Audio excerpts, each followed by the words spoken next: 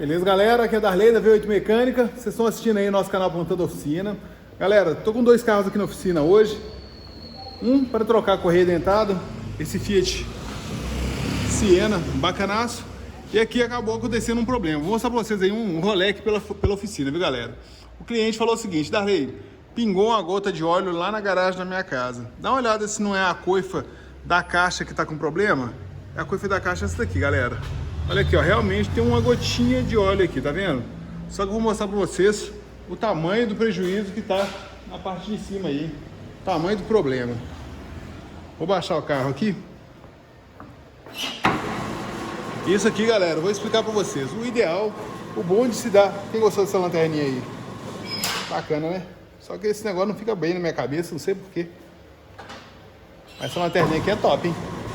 O bom de se fazer revisões do carro é justamente para escapar desses rabos de fibete de vez em quando, hein? Esse carro aqui acabou aparecendo mais de um problema. Aqui, ó, olha o tamanho do rombo que tá na coifa da caixa aqui na parte de cima. E se a gente olhar lá dentro, ó, não tem uma gota de óleo mais. Aqui não vai dar para aparecer na câmera, né? Mas acabou o óleo, galera. Não tem óleo aí nesse câmbio mais. O que deve ter aqui é muito pouco, e é o que tá respingando no resto do câmbio e não deixou ele ir pro brejo, hein? A coifa do câmbio tá ruim. A coifa aqui do terminal de direção tá ruim. E aqui o pivô também começou a estourar. Aqui, ó, a coifa do pivô aqui começou a estourar também. Então, esses são problemas que a gente costuma pegar mais em revisões. O cliente trouxe aqui o carro só para trocar a correia dentada.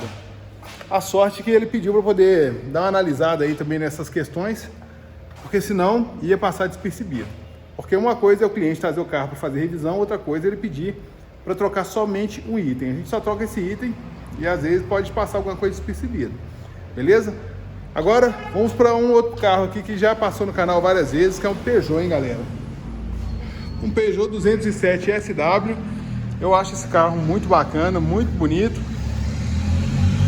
É um carro muito bom, né? Só que esse carro está apresentando um defeito que já é a segunda vez que o cliente traz ele para cá, se eu não me engano, de anomalia antipoluição. Isso lá no computador de bordo. Aparece a anomalia antipoluição, o carro começa a falhar.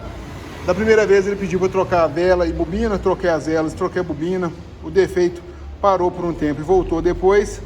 E hoje ele trouxe o carro para trocar a bomba de combustível. Como ele trouxe para trocar a bomba de combustível, eu falei o seguinte, beleza? Eu falei o seguinte, vou aproveitar e vou dar uma geral nesse carro para ele, porque ele gosta muito desse carro. É um carro que ele tem muito gosto. Quem já dirigiu um carro desse sabe que o carro é bacana.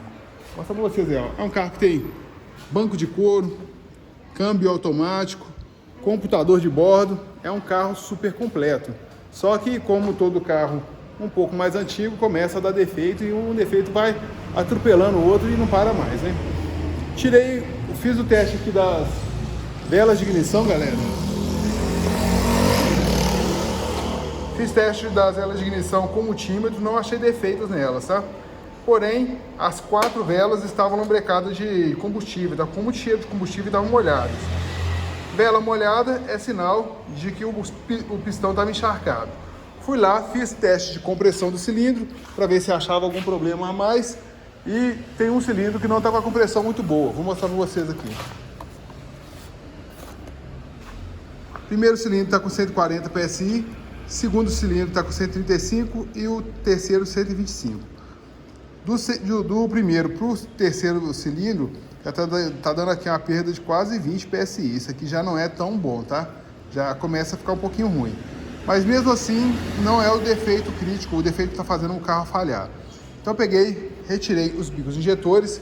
Os bicos injetores desse carro, galera, tem que afastar aqui o coletor de admissão para poder retirar ele, que ó, o coletor tá solto. Retirei os bicos injetores. Aí o cliente me tinha me falado o seguinte: tá vazando um pouquinho de água aqui. Já descobri que tá vazando um pouquinho de combustível aqui também, nessa mangueirinha aqui de trás. E quando eu fui retirar os bicos, além desses anéis de vedação aqui estarem quadrados, eles estavam vazando também. Os anéis de vedação são esses aqui, tá vendo? Eles estão com a beiradinha aqui meio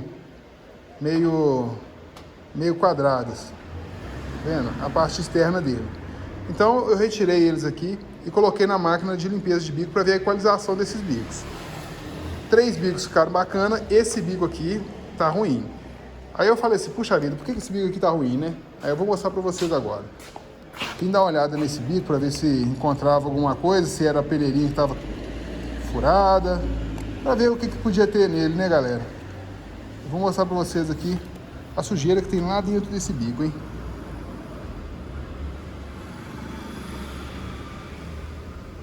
Aí deu pra ver que tem alguma coisa solta lá dentro desse bico injetor.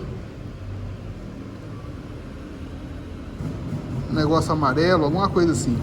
Eu não sei o que é até agora, tá? Se é uma folha. Olha lá, ó. Tem um negócio amarelo lá dentro do bico injetor. Não tenho a menor ideia do que é isso aí, tá?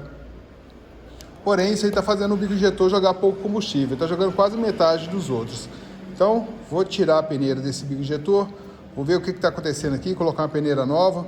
Se for o caso também, eu já vou fazer isso com os outros bicos injetores e fazer uma retrolavagem. Esse aqui é o passo a passo que é um pouco grande, viu, galera? Bico injetor com defeito, o que você tem que fazer? Tem que só fazer passar ele no ultrassom? Não é por aí não. Como esse aqui está com alguma coisa obstruindo a passagem do combustível, eu vou ter que tirar essa peneira, vou ter que fazer uma retrolavagem nele. Depois de fazer a retrolavagem, coloco ele no ultrassom, depois do ultrassom vou testar ele de novo. Testou, ficou bacana? Aí eu vou colocar a peneirinha e testar novamente. Bacana? Para confirmar se está tudo ok com ele. Então é um negócio muito demorado para fazer, eu acho demorado pra caramba. Você tem que fazer um punhado de teste. O último bico injetor que eu testei aqui na oficina, que eu consegui recuperar, ficou 1 hora mais ou menos no ultrassom. E eu tive que fazer umas 6 retrolavagens, tive que fazer um punhado de teste nele. Acabou que eu gastei quase umas 2 horas só nesses bicos injetores. Então, às vezes, vale mais a pena trocar o bico, ir lá e comprar outro, do que ficar fazendo esse punhado de teste. Lembrando que pode ser que ele não volte a funcionar, beleza? Então, vou resolver esse bico injetor. E depois, Arley, acabou o bico injetor, tem mais alguma coisa que pode dar problema nesse carro? Galera, quase certo que tem ainda mais problema. Quando eu tirei a flauta de combustível aqui atrás, quando eu tirei essa mangueirinha aqui, ela não saiu quase nada de combustível. Esse é um sinal que a bomba de combustível também não está com uma boa vedação. Ou a bomba não está com uma vedação, ou o combustível escapou pelo bico, ou o regulador de pressão está ruim. Beleza? Então o que eu vou fazer? Vou acabar de fazer esse teste aqui, vou colocar tudo no lugar e vou entrar com outro teste, que é o teste de pressão e vazão da linha de combustível. Pressão e vazão da linha de combustível. E se algo sair errado nesse teste, vou abrir o tanque de combustível e vou trocar a bomba. O cliente até comprou o refil da bomba de combustível, viu, galera? Vou mostrar pra vocês, olha lá. Olha ele lá em cima do banco. Ele já até comprou e já pediu para poder fazer esse teste, essa substituição. Mas como eu falei com vocês, né? Eu não fiz a substituição de cara porque eu desconfiei que tinha outros problemas. O carro, eu liguei ele está falhando demais, está sem força. E quando o carro está falhando, está sem força, dificilmente é um problema só. É só a bomba de combustível, por exemplo. Pode ser que o tanque está sujo, pode ser uma infinidade de problemas, né? Mas já achei um problema que é relativamente grave, já achei um outro que é essa questão do combustível que não está com pressão. Então, tudo isso aí para poder resolver um único problema, que é o carro não funcionar, o carro ficar fraco, você tem que fazer uma série de diagnóstico no veículo. E não adianta, viu, galera? Tudo que for aparecendo de defeito tem que resolver, porque senão você pula um defeito e esse defeito pode interferir no funcionamento do carro e você vai tentar resolver uma outra coisa que seja mais cabeluda, mais complicada aí, e o carro vai ficar ruim da mesma forma, beleza? Então fica essa dica aí. O carro é ruim?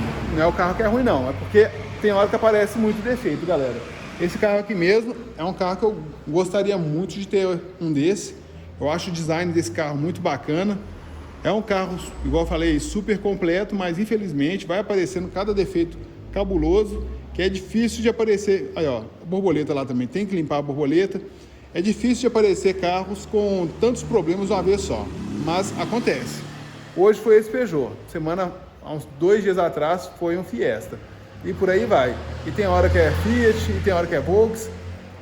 É desse jeito que acontece, hein? Beleza? Então vou mostrar no próximo vídeo para vocês se resolveu isso aqui.